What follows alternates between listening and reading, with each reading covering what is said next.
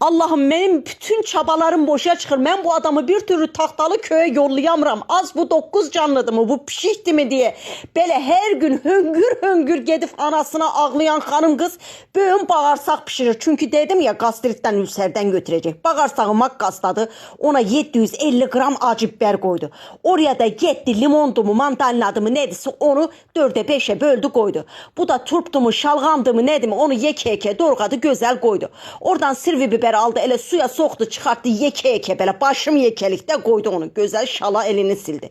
Oradan aldı biraz gene her zamanki kimi baharatını, duzunu, muzunu gözəlcə koyur. Hay Allah'ına kurban.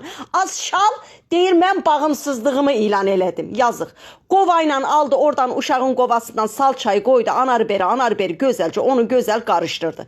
Oradan da suyunu aldı. Allah'ına kurban olduğum canım bak.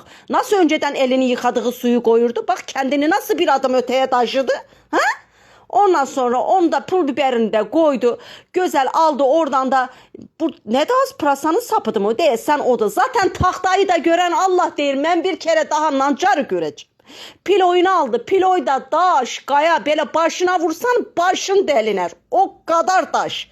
Adam da geldi. Yetimçi Allah. Deyirsən he sağ ol deyir. Atan anana rəhmət. Ne yaman beni düşünürsən. He düşünür. Yakında gidersen merak